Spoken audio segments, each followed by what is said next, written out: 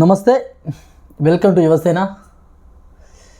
ఒక 2 నెలల నుంచి 3 నెలల నుంచి దాదాపు రామా రాష్ట్రంలో ఎలాంటి సమస్యల్ని ఏ న్యూస్ ఛానల్ ఏ యూట్యూబ్ ఛానల్ కూడా దాన్ని ఏమంటాం లోకానికి తెలియజేయకుండా ఓన్లీ ఒకే ఒక టాపిక్ మీద ఈరోజు రాజ్ తరుణ్ లావణ్య కేసు అనేది నడుస్తూనే ఉంది. దాదాపు 2 నెలలు లేదా నెల 15 రోజుల సమయం నుంచి ఇది ఏకధాటిగా నడుస్తూనే ఉంది. దీని మీద అసలుకి ఏందిరా బై గొడవ అని చాలామందికి డౌట్, కన్ఫ్యూజన్ రావచ్చు. అసలు ఏంది ఈ శేఖర్ భాష ఎవడు, ఈ ఉదయ్ ఎవడు, ఈ ప్రీతి ఎవరు, ఈ మస్తాన్ సాయి ఎవడు, అసలు రాజ్ తరుణ్ లావణ్య ఎవరు, అసలు చాలా వరకు గట్టిగా డౌట్స్ ఉంటాయి. ఈరోజు మీతో చిన్న ఇది ఒక మొత్తం మీద అసలు ఏంటి రాజ్ తరుణ్ లావణ్య కేసు, అసలు ఏంటి, ఎటు నుంచి ఎటు వచ్చేసింది అనే విషయాలు మీకు నేను పూర్తిగా తెలియజేసే ప్రయత్నిస్తాను. అందులో ఒకటి కళ్యాణ్ దిలీప్ అన్న గురించి కొంతమంది నెగిటివ్గా, మరియు తమ్ముడు అనిల్ కుమార్ యాదవ్ దేశ్ముఖ్ గురించి కొంతమంది నెగిటివ్గా చాలామంది కామెంట్స్ పెడుతున్నారు, ట్రోల్ చేస్తున్నారు, చూస్తూనే ఉన్నాం. వీటి గురించి అన్నిటికీ ఒక స్పష్టతనిచ్చే ఒక అంశం మీకు ఈరోజు చెప్తా. జర వీడియోని స్కిప్ చేయకుండా వినండి, మీకు మొత్తం అర్థమవుతుంది, పూర్తి క్లారిటీ వస్తుంది. ఇక్కడ ఏంటంటే రాజ్ తరుణ్ లావణ్య ఇద్దరు ఫస్ట్ ఎక్కడి నుంచి వచ్చారా అంటే షార్ట్ ఫిల్మ్స్లో వీళ్ళిద్దరు పరిచయం. సో ఒక షార్ట్ ఫిల్మ్లో వీళ్ళిద్దరు పరిచయం అవడం జరిగింది. అక్కడి నుంచి ఇద్దరు క్లోజ్ అవ్వడం జరిగింది, ప్రేమించుకోవడం జరిగింది. ఇద్దరు కలిసికట్టుగా ఒకే రూమ్లో సంసార జీవితాన్ని, దాంపత్య జీవితాన్ని కొనసాగించడం కూడా జరిగింది. అంటే వితౌట్ తాళి, అఫీషియల్ అనేది ఒకటి లేకుండా, బట్ వీళ్ళు దాంపత్య జీవితాన్ని కొనసాగించారు. దాదాపు 15 సంవత్సరాలు అంటే అది దాంపత్య జీవితానికి వస్తుంది. సో 2008లో గమనించండి, ఇక్కడ 2008లో వీళ్ళిద్దరు ఒక పరిచయం అయ్యారు. పరిచయం నుంచి ఆ పరిచయం కాస్త ప్రేమగా మారింది. ప్రేమ నుంచి వాళ్ళిద్దరు లివింగ్ రిలేషన్షిప్లో ఉండడం జరిగింది. దీన్ని లివింగ్ రిలేషన్షిప్ అనే దానికంటే కూడా దాంపత్య జీవితం ఉండడం మంచిదేమో నాకు తెలిసి. ఎందుకంటే ఒక 2 సంవత్సరాలు లివింగ్ రిలేషన్షిప్ ఓకే, బట్ ఇంతకాలం ఉండడం అనేది ఇది దాంపత్య జీవితం కిందికి వస్తుందని నా యొక్క నమ్మకం. సరే, ఇది మొత్తం పక్కన పెడితే వాళ్ళిద్దరూ దాదాపు 2008 నుంచి 2020 వరకు మంచి భార్యాభర్తలుగా, లవర్స్గా, ఫ్రెండ్స్గా కొనసాగడం జరిగింది. వీళ్ళిద్దరిని పరిచయం చేసింది ఎవరయ్యా అంటే చింటూ అనే ఒక అబ్బాయి వీళ్ళిద్దరిని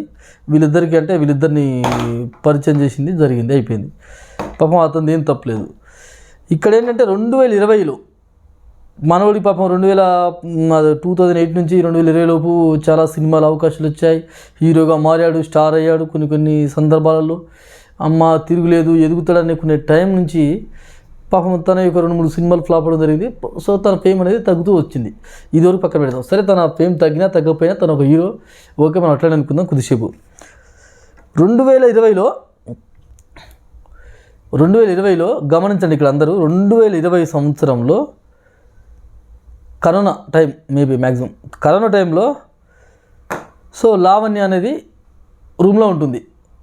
2018 నుంచి 2017లో మన రాజ్ తరుణ్ ఏం చేసిండే అంటే, రాజ్ తరుణ్ ఒక వేరే అమ్మాయితో లివింగ్ రిలేషన్ లవ్ అఫేర్ నడుపుతున్నాడు. వేరే తెలియకుండా, లావణ్యకి తెలియకుండా మన రాజ్ తరుణ్ వేరే అమ్మాయితో లవ్ చేసుకుంటుండు, కలుస్తున్నారు, బాగుంది.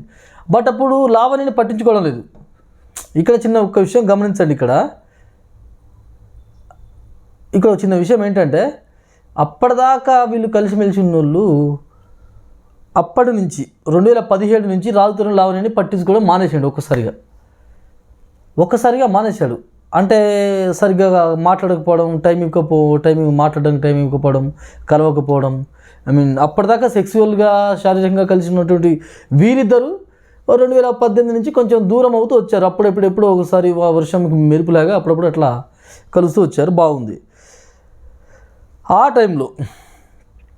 ఆ టైంలో మన మస్తాన్ సాయి ఎంట్రీ ఇచ్చాడు. ఎవరి ద్వారా? చింటూ ద్వారానే. చింటూకి ఫ్రెండ్ మస్తాన్ సాయి, లావణ్యకి ఫ్రెండ్ చింటూ. సో చింటూ వల్లనే మళ్ళీ వీళ్ళిద్దరూ కలవడం జరిగింది. కలిసి ఏంటంటే, అప్పుడు లావణ్య వేరే అమ్మాయిని లవ్ చేస్తున్నాడు కదా. అప్పుడు లావణ్య చెప్పింది, నువ్వు ఇట్లా చేయ మాకు, నాకు కోపం వస్తే నీవు లవ్ చేసి చూపిస్తా, వేరే అబ్బాయిని కావాలంటే చూడు అది అని చేసింది. నువ్వేం చేసుకోపో అది అని మనోడు అన్నాడు రాజ్ తరుణ్. అంటే ఈ అమ్మాయి ఏం చేసింది, నిజంగా లవ్ చేసింది. మస్తాన్ సాయి అనే అబ్బాయిని. మస్తాన్ సాయి అనే అబ్బాయి లవ్ చేసి ఏదో 1-2 సార్లు శారీరకంగా కలిశారంట. ఐ మీన్ ఇక్కడ మీరు కూడా గమనించండి, ఇక్కడ ఏంటంటే పాపం అమ్మాయి తప్పు. మీరు అందరూ అనొచ్చు, అరే మరి మీరు రాజుతరంలో నిజంగా లవ్ చేస్తే మరి రాజుతరంతో ఉండాలిగా, మరి వేరే లవ్ చేయండి అని మీకు డౌట్ రావచ్చు. బట్ ఇక్కడ చిన్న విషయం భయ్య, ఇప్పుడు ఆ అబ్బాయి చేస్తేనే కదా, ఇప్పుడు ఆ అబ్బాయి కూడా మరి వేరే అమ్మాయిని లవ్ చేశాడు కదా అట్లా అనుకుంటే. ఇప్పుడు ఆ అబ్బాయి ఏం ఖాళీగా కూర్చోలేదు ఏంటి, ఆ అబ్బాయి కూడా 2018 నుంచి వేరే అమ్మాయితో క్లోజ్ అవ్వడం, వేరే అమ్మాయితో లవ్ చేయడం మంచిగా స్టార్ట్ చేశాడు. ఈ అమ్మాయి లావణ్య చాలా వార్నింగ్ ఇచ్చింది, చాలాసార్లు చెప్పింది, పదే చెప్పింది, ప్లీజ్ నువ్వు తను లవ్ చేయమాకు, నీకు ఉన్నాను, ఇద్దరం కలిసి ఉందాము అది అంటే. ఈ అమ్మాయిని పట్టించుకోకుండా ఈ అమ్మాయికి లేనిపోయిన అలవాట్లు మొత్తం నేర్పేసి 2008 నుంచి గమనించండి, ఇక్కడ 2008 నుంచి ఈ అమ్మాయికి లేనిపోయిన అలవాట్లు మొత్తం నేర్పిందే రాజుతోనంట. ఇది నిజం. ఇది ఎంతమందికి తెలిసినా తెలియకపోయినా ఇది మాత్రం నిజం. ఆ విషయం పక్కన పెడదాం కొద్దిసేపు. ఇక మస్తాన్ సాయి వచ్చింది కదా, మస్తాన్ సాయితో కొన్నిసార్లు కలవడం జరిగిందంట. అయిపోయింది, సరే తనది తప్పే అనుకుందాం. మరి అబ్బాయిది కూడా తప్పే అవుతుంది కదా. ఎవరిది? లావణ్య వాళ్ళ బాయ్ ఫ్రెండ్ హస్బెండ్ రాజుతరంది కూడా, ఇద్దరిది తప్పే. అయిపోయింది. మళ్ళా ఇప్పుడు ఇంకొక ఎంట్రీ మొన్న జరిగినటువంటి, ఇప్పుడు దాని మీద నా మొగుడు నాకు కావాలి తిరిగి, నా బాయ్ ఫ్రెండ్ నాకే ఉండాలి అనే ఉద్దేశంతో ఈ అమ్మాయి కేసు పెట్టడం జరిగింది. లావణ్య కేసు పెట్టడం జరిగింది. ఎందుకోసం పెట్టింది? ఎందుకంటే రాజు తరుణ్ని ప్రాణంగా ప్రేమించింది కాబట్టి. ఈ లావణ్య అనే అమ్మాయి రాజు తరుణ్ని ప్రాణంగా ప్రేమించింది. ప్రేమించడం ఏంది, తనే ప్రాణం, తనే నాకు సర్వస్వం, ఏదో ఒకరు తనే నన్ను పెళ్లి చేసుకునే ఒక బ్లైండ్గా ఈ అమ్మాయి వెళ్ళిపోయింది.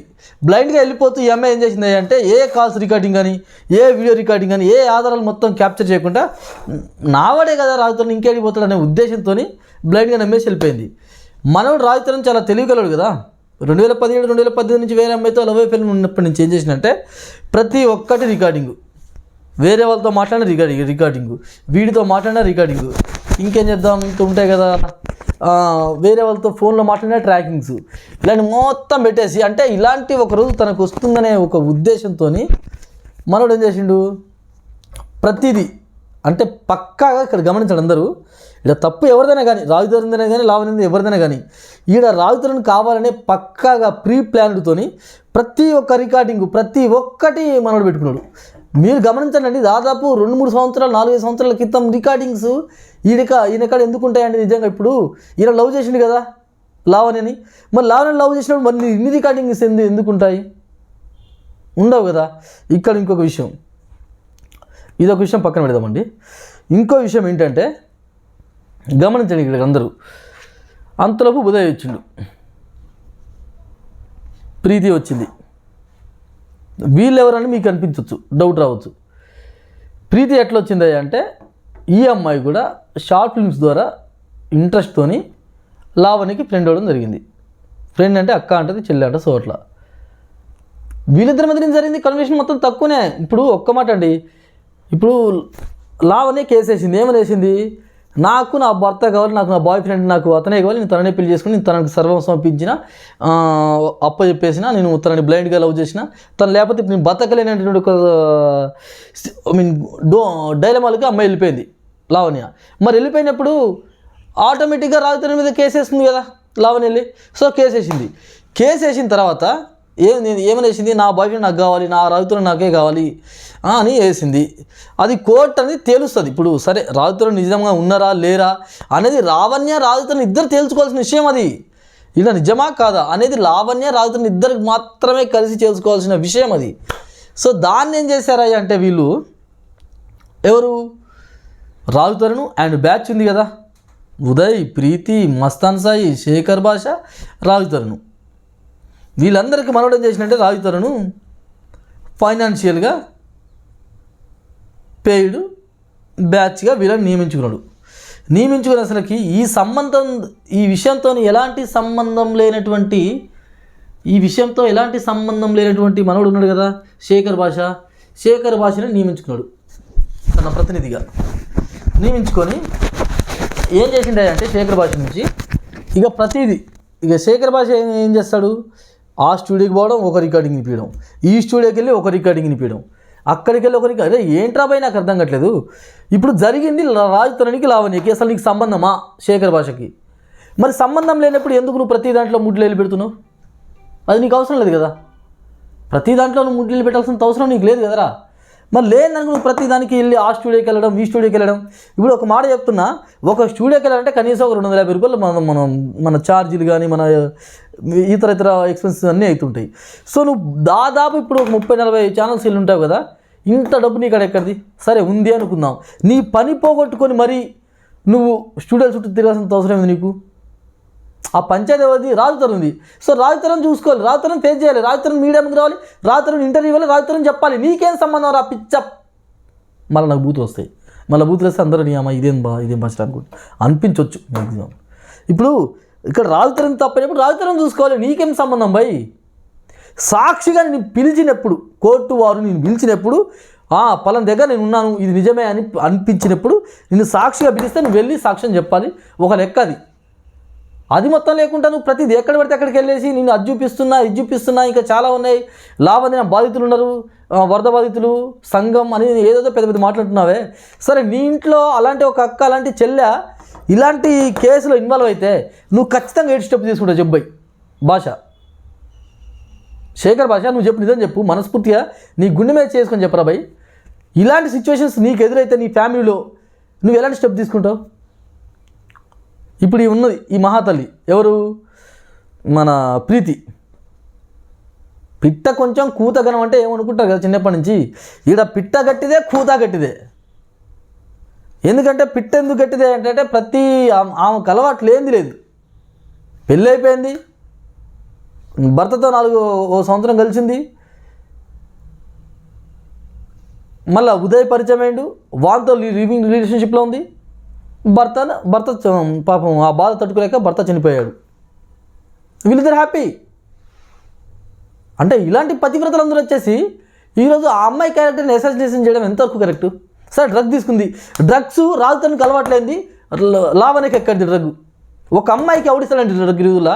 ఒక అమ్మాయికి డ్రగ్ ఎవడిస్తాడు ఈ రోజుల్లో? నాకు అర్థం కావట్లేదు. మీరు చెప్పండి, ఒక అమ్మాయికి డ్రగ్ పట్టుకొచ్చిస్తాడా? ఒక అబ్బాయి ద్వారానే కదా. అది రాజుతని ఎందుకు కాకూడదు? రాజుతని కావచ్చు కదా అది. మరి ఈ విషయంలో ఈ పాయింట్ ఆఫ్ వ్యూలో ఎందుకు ఆలోచించట్లేదు సొసైటీ మొత్తం? ఏమనంటే ప్రతి ఒక్కడు రాజుతనే మంచోడు, ఈ అమ్మాయి వేస్టే అనుకుందాము. మన ఇంట్లో అక్కలు లేరా, మన ఇంట్లో చెల్లెలేరా, మన ఇంట్లో ఎట్లా చేస్తే మనం ఇంతే అనుకుంటామా? ఇక్కడ గమనించండి, అందరిది తప్పులు చూడండి, నిదానమైనా సరే నిదానంగా చూడండి, చూసి ఎవరికి స్టెప్ తీసుకోవాలనేది తెలుసుకుంటే బాగుంటుందేమో. So thank you so much.